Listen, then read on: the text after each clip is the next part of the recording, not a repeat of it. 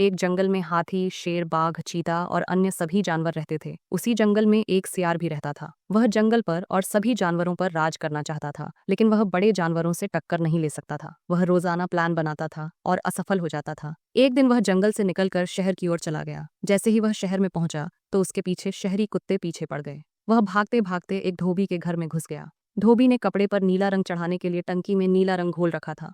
तो उसी बड़े से टंकी में सियार कूद गया और छुप गया। रात भर उसी में छिपा रहा, और जब सारे कुत्ते वहां से चले गए तो वह चुपके से निकल वापस जंगल आ गया। सियार को बहुत तेज से प्यास लगी थी, तो वह पानी पीने के लिए एक झील में गया। जैसे ही पानी पीने के झुका तो वह डर गया, क्योंकि उसका पूरा शरीर नीला हो गया था। कुछ देर सोचने के बाद याद आया कि वह नीले पानी के टंकी में घुसा था, जिसके कारण से उसके शरीर कलर नीला पड़ गया है। अब उसे एक तरकीब सूझी और वह जल्दी से जंगल के सभी जानवरों को इकट्ठा करके एक ऊंचे से पत्थर पर बैठ गया और सबसे बोला कि मैं परमात्मा का दूत हूँ। उन्होंने हमें आप सबकी रक्षा करने के लिए यहाँ भेजा, इसलिए सभी मेरी बात ध्यान से सुनो।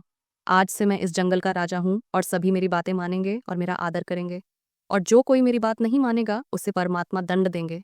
इसलिए अब हमारे लिए खाने पीने और ऐसों आराम की व्यवस्था की जाए। इसकी बात सुनकर सभी डर गए, क्योंकि आज तक किसी ने भी नीले रंग का कोई जानवर नहीं देखा था। इसलिए सभी उसे परमात्मा का दूत मान लेते हैं। यहाँ तक कि जंगल के राजा शेर भी उस सियार को अपना राजा मान लेता है और उसकी हर बात को मानने लगे। उसके लिए खाने पीने की सारी व्यवस्थाएं की जाती है, और इस प्रकार से वह सियार जंगल में शान से ऐसी जिंदगी जीने लगा। कुछ समय बाद बारिश का मौसम शुरू हो जाता है, और जोर से बारिश होने की वजह से नीले सियार का नीला रंग धुल जाता है, जिससे वह अपने असली रूप में आ जाता है। और सियार की असलियत जानकर शेर ने तुरंत ही उस पर हमला कर दिया और उसे मार डाला। मॉरल ऑफ द स्टोरी: इस कहानी से हमें यह सीख मिलती है कि झूठ और छल ज्यादा देर तक नहीं चलता है।